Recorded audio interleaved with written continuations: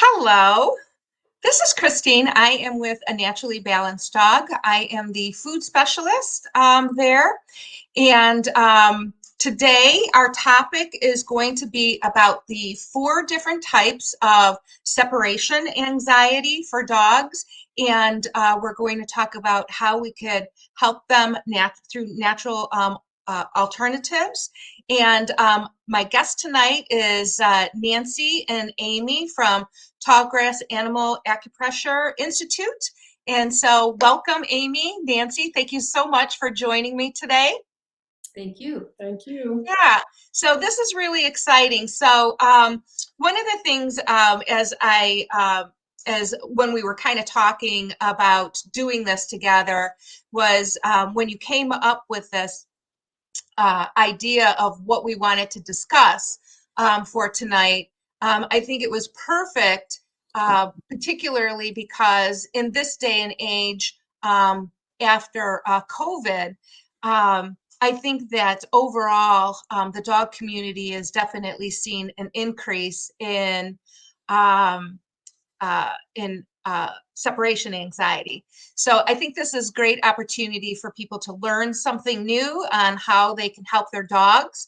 And so with that, what we're going to do is, Amy and Nancy, if you could just introduce yourself, what it is that you do in your business, and we'll go from there. I'm Nancy Zadanis, and I've been working with acupressure in animals since 1990.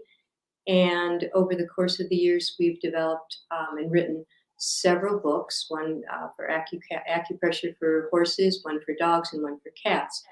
In addition to that, we have developed an online training program as well as hands-on programs where we work with people to show them the best ways to use acupressure for their animals and the ins and outs of traditional Chinese medicine.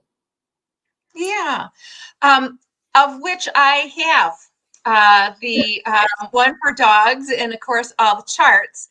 And so how I came to meet Amy and Nancy, actually, I believe it was in 2017, I became a practitioner of acupressure through Tallgrass. And that's where I met the both of you and have used that in my practices since. I think one of the greatest things was how to evaluate dog. It not only helps me for a naturally balanced dog, but also in my dog training business in how to be effective in evaluating from a health perspective. So I think that was one of the greatest takeaways for me. And so, as you said, you guys wrote a book, which if anybody, I'm sure you can get it off of Amazon and or probably off your website, right? Definitely. And so the website is animalacupressure.com. It's up on the screen there. And so you guys could visit their website and kind of check out some of the supplies they have. So they have the books, I'm sure you have the charts and so forth.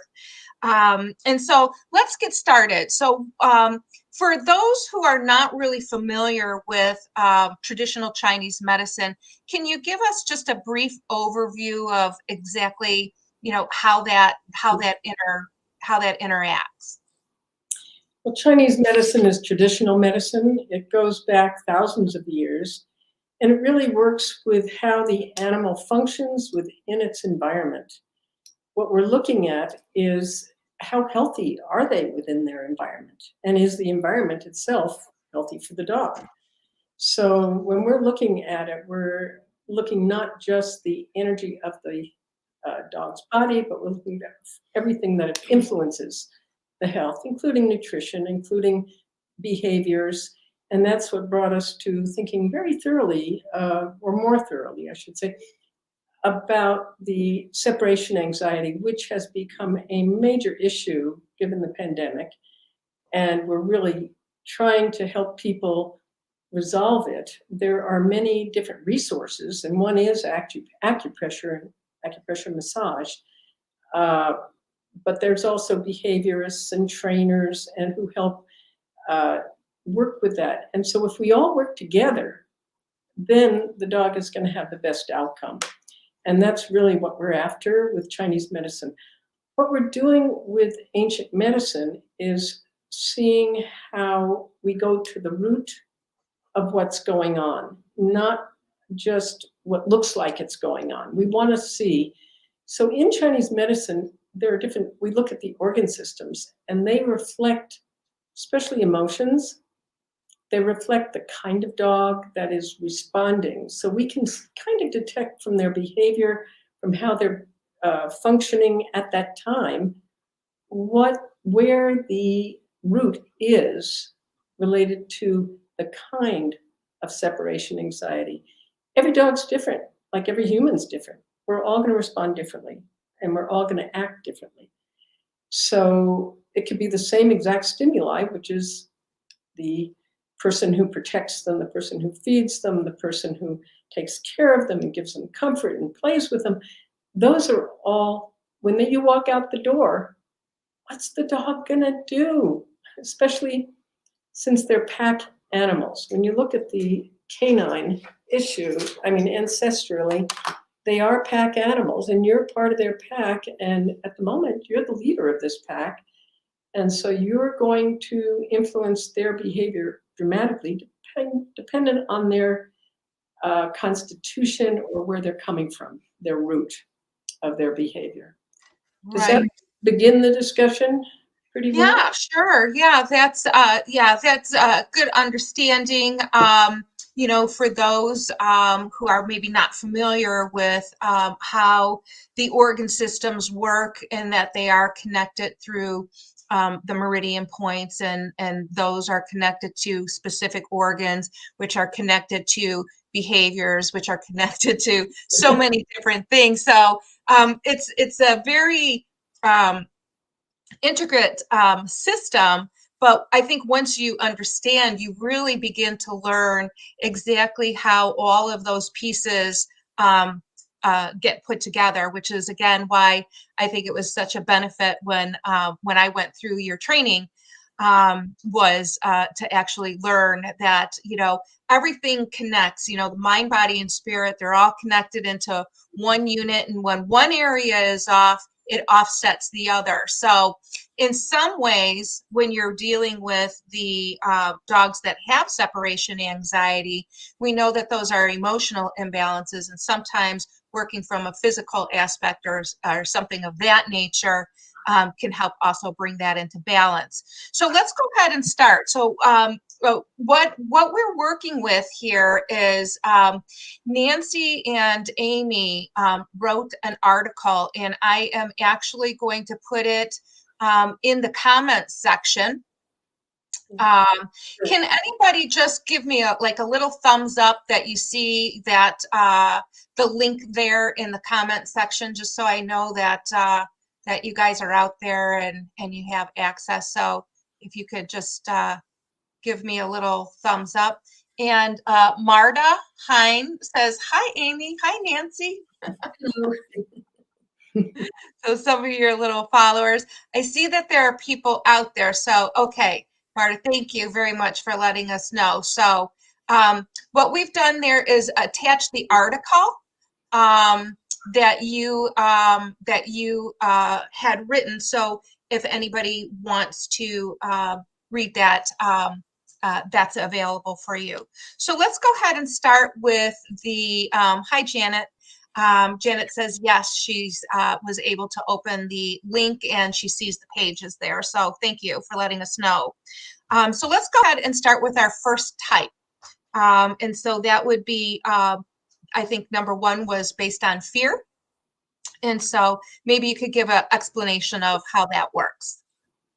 Well, fear is probably, that's the most extreme form of separation anxiety. The animal that is most, that kind of fear anxiety leads to very desperate things because it's based on survival. It's based deeply on survival. It's based on how the animal feels totally threatened, that their lives are in jeopardy when you walk out the door. I mean, that's how, so they have nothing to lose. They're going to just react. If you have other animals in the home, the problem with that situation with a high fear animal is that they could hurt either themselves or the other animal and they get so desperate. So we're looking at, because fear is related in Chinese medicine with kidney, we're looking at this very basic source qi, which is survival qi, which is the original qi of the animal. And qi, by the way, is life force, life-promoting energy in the dog and the human and anything living, actually. We are looking at an animal who needs to be balanced in a number of different ways. This is a complex. This needs behavior, desensitization programs. This needs different kinds of nutrition because it's very high energy, looking at a calming technique with food, with nutrition, is using cooling food. In Chinese medicine, we looked at, that level of heat in that animal, bringing it down, and freshwater fish is probably the most cooling of all foods for the animal. And letting them know that they feel it's not just a level of insecurity, it's more than that. It's a total threat to their existence. Do you want to add? I'm going to skip ahead to the points, and we're not going to mention a lot of points because they're on the charts, but when you get your charts and download those, kidney 3 you'll see is in the inside of the hind leg, at the very thinnest part of the hock. So that it's such an easy point to find, and it's a very powerful point for helping to balance and stabilize the qi energy of the kidney meridian. It's absolutely wonderful point. And to add to that, when you press there, because it's so thin, you want to go very, very gentle pressure, like a pound worth of pressure. If you put your finger on top of your eye and press until you feel it, which doesn't take much at all, that's the amount of pressure. And your animal will always let you know if they would like more pressure, less pressure, by either moving in or moving away from you. Yeah, acupressure points. I have found when working with my own animals and specific things, looking for acupressure points, particularly when you're working off your charts, because you guys have such great charts. It really kind of just like when you're trying to find it, a lot of times I think you're running across those points and you're like, I'm not quite sure, but you always feel like a little divot or a little bump or a little valley or something, and then it's just like, yeah, there it is. So for those people who have never worked on the acupressure for their dogs, working off those charts are great, and it's a very subtle feeling. You got to be like, the lighter your touches, the easier it is to find. I found for myself in working with that. Really good. And if you can stay out of your head and not be thinking about where is it. It's very true. Yes. I'm always looking for the stomach 36 when my dogs are vomiting. So I'm always like, oh no. So, but anyways, so those are good points for fear dogs, because certainly, fear does create that escalated, when dogs are in fear, they're in that, kind of that escalated, kind of crazy sense of it. And so certainly, them hurting themselves or other dogs and things of that nature are very good points. The second type of anxiety that you had mentioned was for timid dogs, which is a little bit different than fear. And so how do people generally tell the difference between those behaviors? Well, the timid dog is one that cowers, one that hides behind your legs, that his tail is tucked, and that's the dog that doesn't feel very secure on this earth. And so we look to the stomach and spleen, which sounds funny from a Chinese medicine point of view, but that is where we know more about the grounding of the animal. Timidity usually, not always, but usually shows that the animal doesn't feel secure on this earth. And so what we need to do is find a way to help them ground. And there are specific points, acupressure points and techniques to help them feel more self-confident, some more ability to manage themselves. Because when you walk out the door, this animal doesn't feel as if they belong there. And they're the kind of, and they also usually have more of an oral reaction. That's one of the ways you can tell if they start chewing on your grandmother's favorite antique chair that you happen to have, or your favorite shoes. That will most likely be, you combine the idea of the timidity with the idea of chewing and eating and trying to, orally satisfy themselves, then they are going to be the ones that need that. When you looked at the article, you'll see the acupoints for the timid, anxious dog. And you want to give them a grounding and a base for it. And in terms of food and in terms of helping them get through this, you might want to try 2 to 3 meals a day. The reason being is that you don't want them being concerned. The small meals, they definitely, Nancy just said, yes, small. And the idea is, yes, indeed, make them smaller meals. Because the smaller the meal, then they can anticipate the next meal, the next meal, the next meal. This will, and you're going to provide it, but try to put yourself away from that dog when you're feeding, actually. Don't make it a big deal that you're doing it. There has to be some behavioral aspect related to it, and probably behaviors such as yourself, Christine, could help them with that. We're not behaviors, but we do know a lot about Chinese medicine. So that's Right. And so for the timid dog, we also would be looking, as you mentioned, is like nourishing the spleen. And so that would be based on sweet foods, such as like carrots and squashes and things of that nature. And so for anybody who is interested, I'm just going to do a little side thing. Off of my website on a naturally balanced dog, there's a couple of pages. One is called the Yin Yang Dog. The other is food and moods. And so some of that helps to relate to some of the things that we're talking about. So for example, when you're looking up, fear dogs, they'll be, it'll be kind of correlated with, fear, the organ system, and the type of foods that you can add to your food, to your dog's meals to help balance them out from that standpoint as well. So this is a great cross because again, we always look at multi-layering. So if you're working from a behavioral standpoint, you're working with the acupressure points for those energetics. And then you're certainly feeding a diet that helps to support those particular personality types. All these are going to help move you to the direction of resolving your dog's issues. And so with that being said, our third one was the chaotic dog.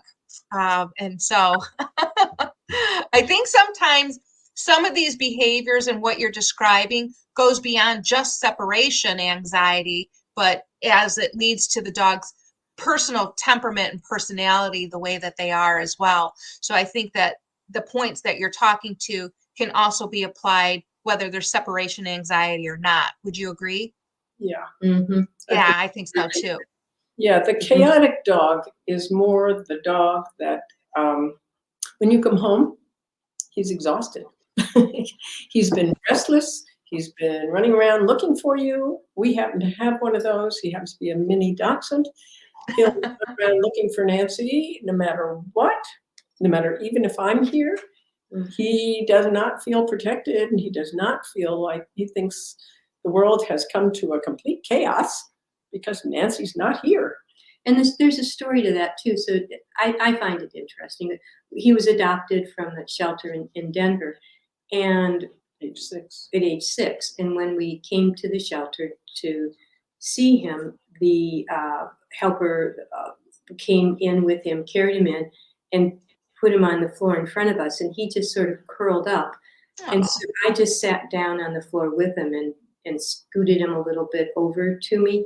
And I think that he was so traumatized from being not having, he was half his weight now, he's only 10 pounds. He was 5 pounds. He was scared to death to be in the shelter. And it just, there's nothing is going to change that for him. So it's interesting. Even later in life, a situation can arise that will change a personality base. But not this dachshund, I'll tell you. His name is Cooper, and he had been pre-named as Mini Cooper because he is a tiny little fella. But he was, this points to nutrition in the sense that he was starved. He was he looked like a little crab. He was totally arched, and he literally fell over. He was so starved. So just feeding him, anything practically, but in this case, you want to feed grounding foods. You want to feel small meals consistently and grounding, making sure that they're, and so I would look on Christine's site to look for what that looks like in terms of food. Mm-hmm. That would be, so the chaotic dog you have, per your article, is in regards to balancing the liver. Exactly. And so for grounding, that those would be sour foods. So that would be like apple cider vinegar. If you guys, you can sometimes add a little apple cider vinegar in, make ice cubes, balance it out with some water and stuff like that, like a teaspoon of apple cider vinegar, stir it, fill up your little ice cube trays. And then if you have dogs that like ice cubes, that's one way of kind of just adding some apple cider vinegar, which has so many other benefits, but yeah. And then, not that we would feed our dogs crab apples, but crab apples is very sour. You think of those sour, those things that just make your face get, puckery. But so those are some foods that we'd be able to add into their dish as well. And I've so used it with just putting it in a couple of drops in the water bowl, and I haven't had a dog refuse it at all. They do seem to like it when it's in a diluted form, and it is, as you said, Christine, so good for them in so many ways. Yeah, it's got a lot of benefits. Mm-hmm. And so what are some of the acupressure points that you would use for a chaotic dog? Well, I'm going to go back 2 seconds to the idea that we're looking at liver, because liver is in charge of all of the emotions. And so the chaotic animal needs a general approach more so. Where is that? I don't see the chart on there at the moment, but we will, I think. Did they skip that? Oh, here it is. Yeah, it is on there. And what we're looking about, we have to support liver, and one of the best points is the liver 3. It's the original, it brings original chi to the whole body. It brings up it's kidney chi, but it's liver chi, and supports the liver in a more rounded way. The other thing we want to do is have the animal feel their inner and outer relationship, that they don't have to act out. They can stay within their bodies. So we're looking at 2 points, by the way, those 2 points in particular. We have them here and there, are the inner and outer gates, which helps the animal feel as if they're okay. They're right here. They're fine. They're both inside and outside. Okay. It helps them bring them back into a center point of their brain. It helps all that chaos going on out here. It just kind of helps, bring them in to a nice harmonious moment. And the more you stimulate those points, hopefully the longer that chaos. But certainly there are, with the acupressure, again, utilizing food. And then I'm sure that there are also some herbal remedies and things of that nature that can help with chaotic dog, which is, a common, I think, is kind of a common behavior that you see with dogs that can get hyperactive. But with that being said, there's always that part that you have to kind of always look at of the how the humans interact with their dog and what creates those behaviors in some cases. So I think sometimes chaotic households create chaotic dogs. Well, in this case, I think this poor dog was left according to the Humane Society, he was left in a crate for like 14, 15 hours a day. So, Yeah. by his Yeah, own. that's The thing to remember is we're talking about pack animals, yes. and they're deeply pack. I mean, they're ancestral. We go to a domesticated dog, and suddenly we assume that they're not pack animals, but they are. And so these behaviors are based on the fact that they are pack animals. And when we, their protectors, their feeders, their everythings, walk away, this is frightening. This is painful. This is stressful. Yeah. So we have to look at it from their perspective. And do you want to move on to the last one so we make sure? Yeah, sure. Yeah, right. So then the last one, yep, the last one that we have. Yep. You take an animal that is feeling defenseless, and it could be because they're old. It could be because they're injured or they have a disease or they've been abandoned too many times and they just have kind of given up, but they're defenseless. So there's a number of reasons for that defenseless dog. But the sad part is that they really don't feel as if they can take care of themselves at all. The threat is not to their existence alone, because some of them have already given up to some degree, but it's more that they can't react to anything that's going to come at them. So say you have another dog in the house that has fear aggression, put that in there, and you've got a defenseless dog, you've got a very dangerous situation. I mean, that could be a huge danger. So you need to set up some situation in which you're comforting. By the way, I wanted to mention about the chaotic dog. Before you leave the house, about a half an hour before, do this session. Because that will help them settle just enough to say, oh, I'm okay. And in fact, I would do that with fear aggression, the one we have set up, and I would do that with the timid dog, because you have to build confidence there and a sense of grounding.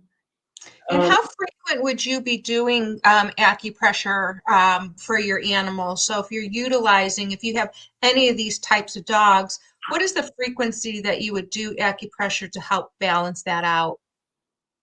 Is that something they would do every day, like before you leave, or once a week, or how would you recommend people utilizing acupoints to help balance? There are different philosophies. There are different philosophies. And for instance, in Toina, which is acupressure massage, which is the one that we're recommending more for the defenseless-based dog that feels that they can't manage anything and they're just going to essentially go away in their world.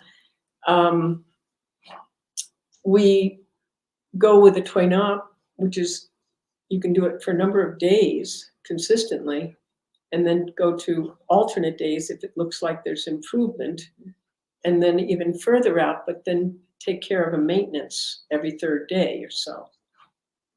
Right. In terms of the other ones?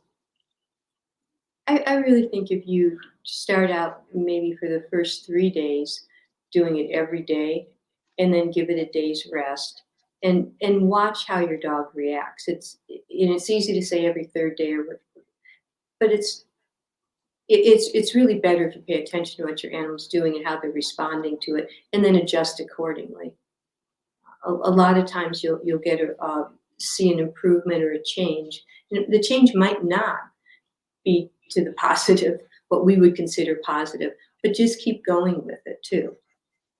Yeah, because sometimes it could be a little discomforting for a dog that has been living in that kind of, particularly like, rescue dogs and things like that. You've seen some, pretty horrific situations for some of these animals. And then you start to make these changes, or maybe you're utilizing, acupressure points and or, food therapies and other things that help to balance them out, whereas they don't know how to deal with that new emotion that's coming in. And so sometimes I think you see things become a little rocky before it starts to smooth out a little bit, just because they need to adapt to what their the new norm or their new feeling of what it is that they're experiencing. And so, I noticed that, like, if I'm using acupressure along with maybe something like aromatherapy, or if you're using essential oils and things like that, it usually, it usually takes a couple of days before before you start seeing them, like, Exactly. you see that relief of that, that new. And I think as a trainer, working with dogs of stress frequently in families and stuff like that, I always watch for that moment. Like, you could really see where there's a switch that changes in the dog. It's just like all of a sudden you see that, and then you just switch, in the dog. And I think it's so important that in that moment that you allow the dog time and being quiet and allowing them to emotionally feel what it is they're experiencing without interrupting it, So, and I think, using massage and acupressure is a very gentle and quiet way to approach a lot of these types of dogs. So, yes. And then again, yeah, definitely with adding food. And again, we're just talking about multi-layering there, tends to be very beneficial. And so, any other points on that last dog that we were talking about? We were talking about cooling. Were we talking about cooling foods there, or Yeah, well, that's more comfort foods. comfort foods? And what's a dog comfort food? I'm not sure if Hot exactly dogs. what it is. Yeah, hot dog. Cheese. Our guys love cheese. But we're going to look at the points. The basic why we're showing that it's more using what we call the bladder meridian, which is on the top line of the dog, and then it's non-invasive. It's very gentle, and you can do it slowly and smoothly and sweetly and lovingly. And then you can also come up with your thumb, the soft tip of your thumb, to the Bahui point. Now, the Bahui point is an interesting point in Chinese medicine. The Bahui point on the human is where our fontanelle closed on the top of our head, whereas on the dog, it's right at the sacrum. It's between the hips, and it's where you don't feel any spinous processes sticking up. And it's where every dog loves to be scratched. Yeah, it's known as everybody likes, you never would. I got one dog that if you start scratching in that area, she's like dancing around trying to get right into the right spot. And I don't think that there's not a dog out there that doesn't like that spot rubbed. Yeah, that's a feel good point. And so even with all the other ones, if you wanted to add the Bahui point at the end, that's a feel good point for the dog. Yes. So it is we asked our professor, why is the point here and it's back there for a dog? His first reaction was a very typical Chinese reaction, which was, I don't know. He shrugs his shoulders. And then he came back a couple of days later, and we went back to class, and we're in our regular sort of homeroom. And he said, I can tell you. He said, when a dog is eating, or a horse is eating, or a cat is eating, that is what's closest to heaven. They're closest to heaven. They're happy. So that was a perfect point. Chinese response to that, which really gave a giggle. But hey, there's truth to it. I don't know if he made it up or not. I think he had to think about it for a little bit, and he kind of came up with an answer for you. So that's good. So I want to thank you, Amy and Nancy, for coming and joining me today. It's a great topic. I know that the link, Brenda mentioned that the link is not part of Facebook, but certainly you could do a copy paste into a URL and it'll take you to the article itself. Again, my name is Christine. I'm with the Naturally Balanced Dog. If you're visiting today, please like the page, come back. We come on every Wednesday night at 5:45. We bring in a guest that talks about topics in regards to dogs. Other than next week, it will be on Thursday and not Wednesday.